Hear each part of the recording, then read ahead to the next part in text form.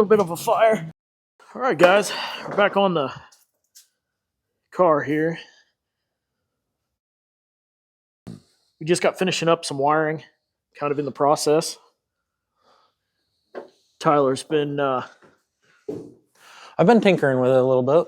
Hard at work here, working on a bunch of plumbing and stuff, but kind of got somewhat of a makeshift main wire that's run through the car right now. But we got fuse blocks, some termination points. There'll be a main block there on the firewall up there, and definitely have to do some kind of power shutoff. Yeah, this taped up stuff is, we'll run the cable through the floor from the battery, which would be mounted in the back, and do a termination block. So we rigged up a little bit, but for the most part, 3/4 of it's here.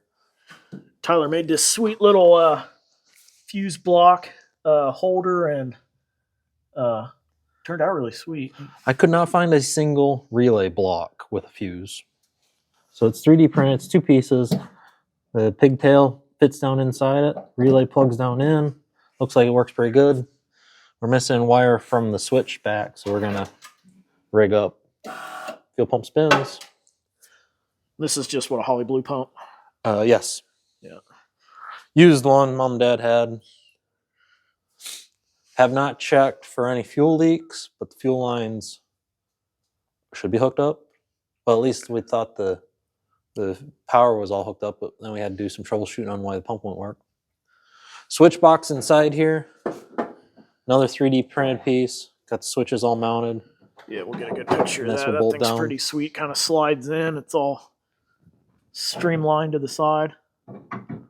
And it's got a couple screw points or bolt points for the top. Bolt down.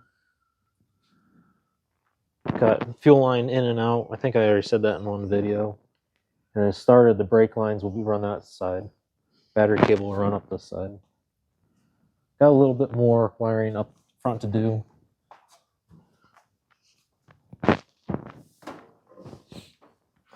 Everything comes out of the firewall, nice and clean. Like I said, a little bit of brake line in. Got the coil mounts. Got a little junction block. We'll end up doing a fuse relay block up here for the fan relay. Cooling systems in, alternator brackets on. I think here in a couple seconds, we're going to hear what a cog belt sounds like on a 12A rotary. I bet it's going to sound pretty sweet. We did a little research and found out this alternator is actually a Dodge Dakota alternator, which we do need to get a external relay, external regulator. And wiring for that. So we'll have to figure out location where that's going to head.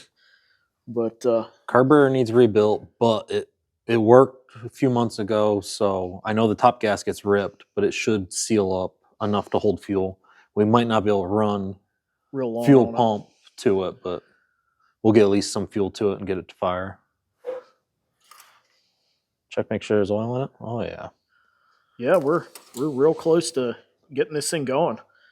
The only other thing we're gonna have to figure out, we got this itty bitty tiny drive shaft here, which is did get a drive hysterical. I mean, it is probably the smallest drive shaft I think I've ever seen. Stand next to that thing. I don't know how to get a good proportion. I mean, it needs to be shortened. It's too long.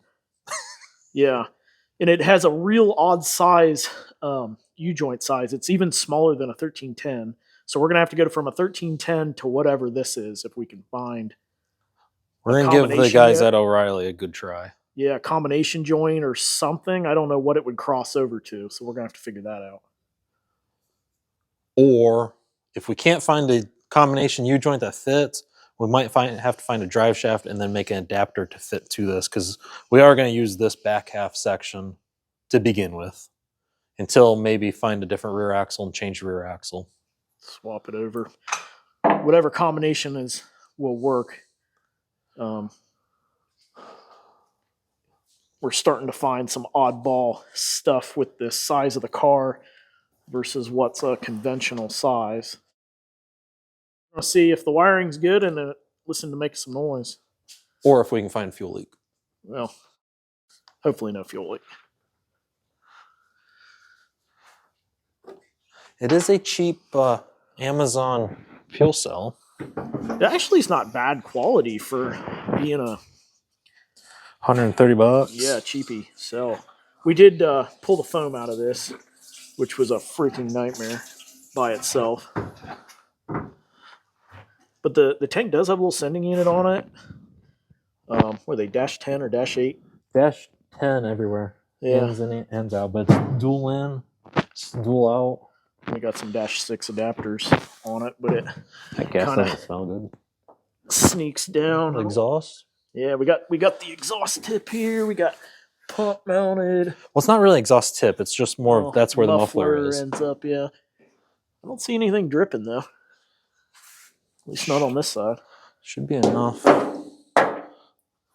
See if it'll pick fuel up. It is in the sump, so I didn't want to put too much in it. See what happens here. There it goes. Ooh. Let me come up here and see if anything's coming out. It's not. Yep, we're puking all over the side. But bowls are full. Bowls are full. I can't see this bowl. This one's coming out of the gasket. I The figured top as side. much. Yeah. That should be enough to at least kick it off. All right. We might be missing on this side. So is this built like a Carter, like an AFB that has the rods? How does this thing? I know nothing about these. Well, one is pushing Baston Venturi, so we're starting to flood the motor. But I think more along the lines of like a quadrojet. Okay. Or what's the Edelbrock? The other. The event, like the, yeah, I know what you're talking about. Because this is vacuum secondaries. So your primaries run in the middle iron for each rotor, and then the secondaries run to the outsides. Got you. Yeah, this carb needs rebuilt. Is it still pouring? Well, the pump's off, so we're... Yeah, but we is it stopped. still pushing past, or? Yeah, a little bit. Should be plenty of fuel to start. It's on the secondaries. Where are we at? We got fuel. Flip a switch and yeah, see if it fires. see what happens. Well, that was a... Try to pop off. I'm interested to see what this thing's going to sound like with that muffler on it.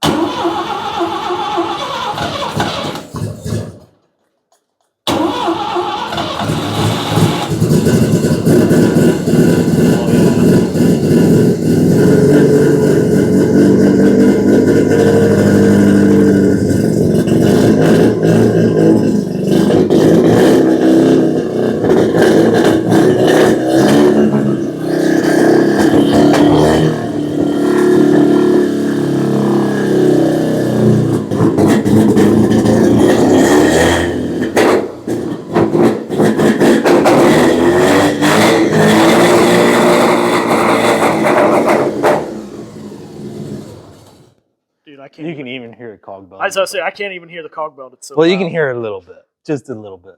That is two-stroke snowmobile right there. That is cool.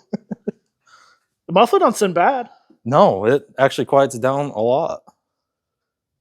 That's not much for RPMs. I was going to say, this thing is going to be absolutely deafening at, what, 8,000 RPM, 7,000 RPM? I think somewhere? 6,000 is good on stock. Then you modify the rotors a little bit, you can get it 10, 11. There's no valve train to worry about. Dude, that's It even smells like my old snowmobile. well, that's awesome. Carb needs rebuilt, but we got the carb rebuild kit. So clean off the bench and we'll throw it on. I want to hear it again. Let's give it some more fuel. Splash of fuel. Is that enough? Check the bowl. Oh yeah, oh yeah, oh yeah. All over the exhaust. Oh, yep, I hear it. The exhaust is warm. Is there an inline regulator for this? No, it's, All internal, huh? I guess. I don't know. Wonder if we're too high fuel pressure.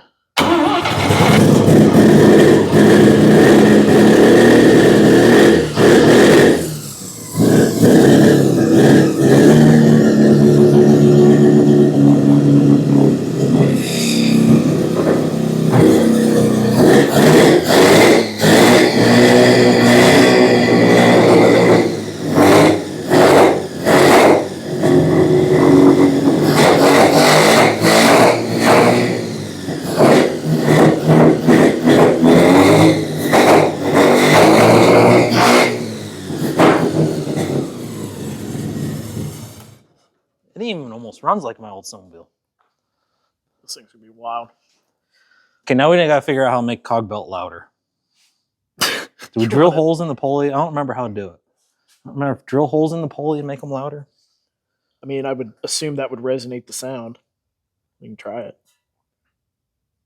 This can be fun. Oh, dude, I'm excited. We're getting there. We got, we might have a handle on some cage material. Tyler's dad might have a hookup back home with a dirt track guy who we may have some stuff laying around. We might be able to hook up with a main hoop, maybe some down bars for bracing, kind of just like the other one. This one will end up having door bars. You want to do anything different? So you want to put door bars in it? This will need door bars, and we'll probably have to do a removable steering wheel just because getting fat inside. Are you going to try to use that Kirky that we got, or you want to try to put something else in it? I think it's too wide. All right. I'm not comfortable in it. My shoulders, it hurts. It's in my armpits, so that seat's a little too wide.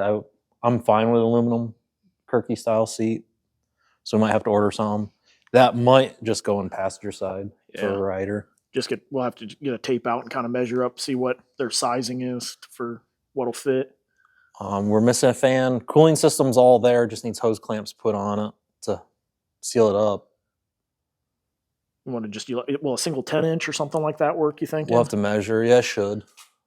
Maybe a 12. Up. Bigger the better on that. Make a shroud or something of some kind.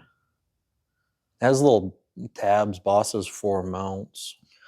And then maybe not, some kind of glass in it.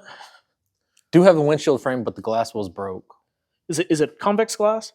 No, it's flat. So we could probably have something made, probably pretty cheap. To buy, it's like $200 for a piece of glass.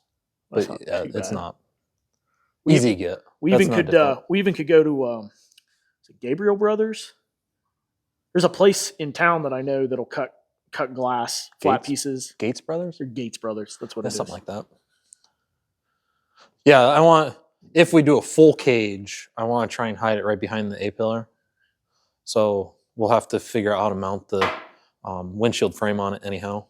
They covered up the holes. There's no holes. They're back there, but it's puttied over. And brakes, pedal assembly. Yeah, we got hydraulic stuff. We do have a proportioning valve that we gotta bring back to the back side. We gotta move the T on the rear because it's on the wrong side, and then we'll just need you want to use the original soft line, or you want to just use like a rubber? Probably original soft line to the first connection. We're keeping with the original rear axle, so it makes it a whole lot easier. Yeah, and that has a weird fitting too on it, doesn't it? If I remember, it's a bubble flare. Okay, I thought it was something else. We might just pull the little car's rear axle out because that's already got the brakes on it, and a little bit of modification's been done for those brake lines. And we're still planning on doing the whole suspension or the whole brake swap with at least the rear axle to begin with. Yes. Okay. The front brakes, we got to figure out a little bit there when we get there in the spring. So. But yeah, that rear axle might find its way in here. This one can go there. They're same gear ratio and everything. But we're getting close. This thing's going to be just nuts. It's going to be wild. Have you looked online? Has anybody else ever done this swap? Oh yeah, that's actually kind of common. Is it? I think the amount that we're trying to do with this on race car on the street, I think is more than what a lot of people have done. But there is a Facebook page right now, and it's a 13B, not a 12A. So it'd be more power, but it's a 73 MG midget. That same size car, a little bigger? Same car. They had different bumpers. They're the same body, essentially. I guess they had roll-up windows. They're more modern. So this thing's probably going to be quite a bit lighter.